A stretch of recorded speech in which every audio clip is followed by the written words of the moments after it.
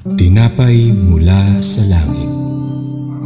A daily morning devotion with CRC family.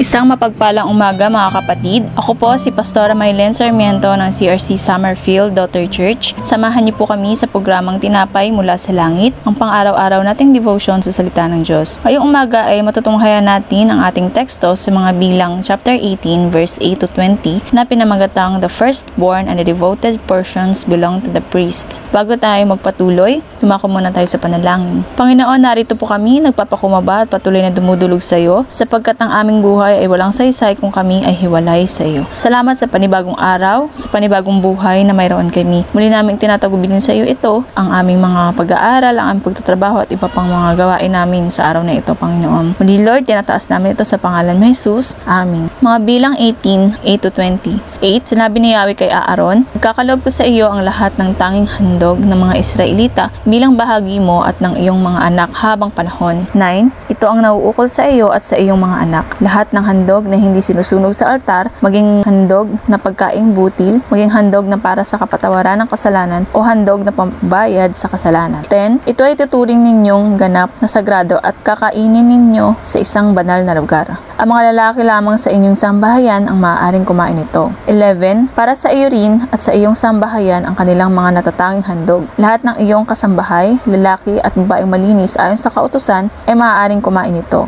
12, ibinibigay ko rin sa iyo ang pinakamainam sa lahat ng unang bunga ng halaman na inihahandog sa akin. Gayon din ang langis, alak at pagkain. Ang lahat ng iyan ay para sa inyo at maaaring kainin ng sinumang kasambahay mo na malinis ayon sa kautusan. 14, lahat ng mga bagay na lubos na naiaalay ng mga Israelita kay Yahweh ay nauukol sa iyo. Lahat ng panganay, maging tao, hayop na pawang nakatalaga sa akin ay mauuwi sa iyo. Ngunit ang panganay na Israelita at ang panganay ng mga hayop na marurumi ayon sa kautusan ay tutubusin nila. 16, isang buwan matapos isilang. Ang tubos sa bawat isa ay 5 pirasong pilak ayon sa timbangan ng templo. 17, ang panganay na baka, tupa o kambing ay hindi na tutubusin. Ang mga ito ay ilalaan sa akin. Ang dugo ng mga ito ay iwiwisik mo sa altar. Susunugin mo naman ang kanilang taba upang ang usok nito ay maging mabangong samyo para sa akin. 18, para sa iyo rin ang pitso at ang kanang hita ng kanilang mga handog. 19, lahat ng tanging handog nila sa akin ay nauukol sa iyong sambahayan. Ito ay isang di masisirang kasunduan ko sa iyo at sa iyong mga anak at sa magiging anak pa nila. 20, sinabi pa ni Yahweh kay Aaron, "Hindi ka nabibigyan ng bahagi sa lupa ang ibibigay ko sa kanila.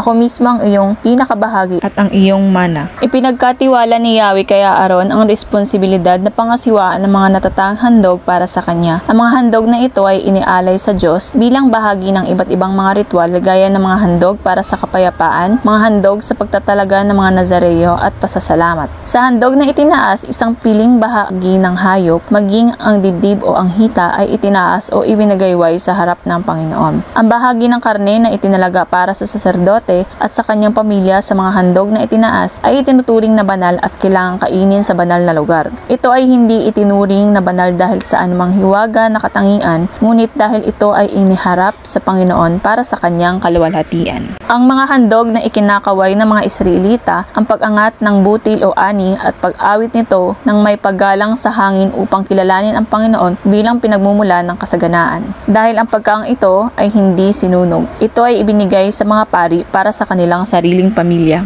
Sacerdote ay tumanggap din ng mga bahagi mula sa mga handog na butil, mga handog para sa kasalanan, mga handog dahil sa pagsuway, gayon din ng mga kaloob na langis, alak, butil at hinog na bunga mula sa mga unang handog. Ito ang paraan kung paano pinansyal na sinuportahan ang mga relihiyosong pinuno sa Israel. Ang handog na butil na inilarawan sa Levitico chapter 2 verse 1 to 13 at Levitico chapter 6 verse 14 to 23 ay binubuo ng mga pinong harina na walang lebadura, langis at insenso. Sinunog ng mga saserdote ang isang bahagi ng mga taba sa altar bilang isang kaaya-ayang samyo sa Panginoon habang kinakain nila ang natitira. Ang lahat ng panganay kapag dinala sa tabernakulo upang italaga o tubusin ng salapi ay pag-aari ng saserdote. Napakahalagang bigyang diin na hindi ninanais ng Diyos ang paghahandog ng tao sa anumang anyo. Ang panganay ng tao ay dapat tubusin ng salapi para sa gawain ng Diyos sa halip na ihain. Ang mga pari ay binigyan ng tiyak na bahagi bahagi ng mga sakripisyo bilang isang walang hanggang ordinansa na binibigyang diin ang kahalagahan ng pagtupad sa kanilang obligasyon na dalhin ng mga ito. Ang tipan na asin na ito ay sumasagisag sa kadilisayan, pangangalaga at halaga na nagbibigay diin sa walang hanggang kasunduan ni Yahweh. Ipinahayag ng Diyos ang kanyang sarili bilang bahagi at mana ng mga pari na binibigyang diin ang walang hanggang kalikasan ng kanilang kaugnayan sa Kanya. Sa buong kasaysayan, ang mga saserdote sa Israel ay walang pisikal na pamana sa lupain gaya ng ibang tribo. Sa halip, umasa sila sa Diyos bilang kanilang bahagi at mana, tulad ni David sa awit 16 at Asaph sa awit 73. Bilang mga mananampalataya, mahahanap din natin ang ating bahagi at mana sa Diyos. Siya ang ating pag-asa, ating lakas at ating kanlungan. Tayong lahat ay bahagi ng isang maharlikang pagkasaserdote kung saan ang Panginoon ang ating pangunahing bahagi. Sinasabi sa 1 Pedro chapter 4 verse 9 to 10, "Ngunit kayo ay isang lahing pinili, mga maharlikang pari, isang bansang hinirang, bayang pag-aari ng Diyos, pinili upang magpahayag ng mga kahangahangang ginawa niya. Siya ang tumawag sa inyo mula sa kadiliman patungo sa kanyang kahangahangang kaliwanagan. Kayo'y hindi bayan ng Diyos noon,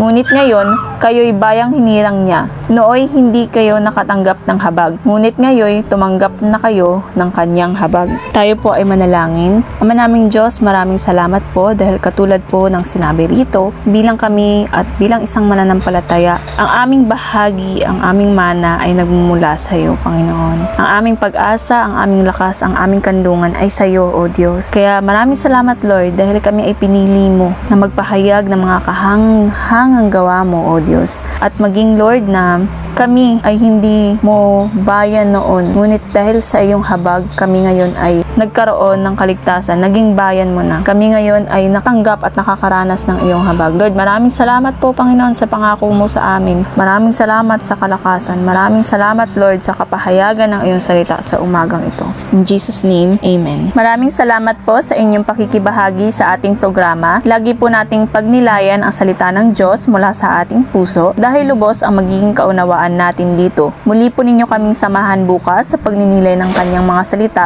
dito sa programang Tinapay Mula sa Langit. Malaya po ninyong i-share ang video na ito upang kayo rin ay maging pagpapala sa iba. Pagpalain po tayong lahat ng Panginoon at magandang umaga po sa bawat isa.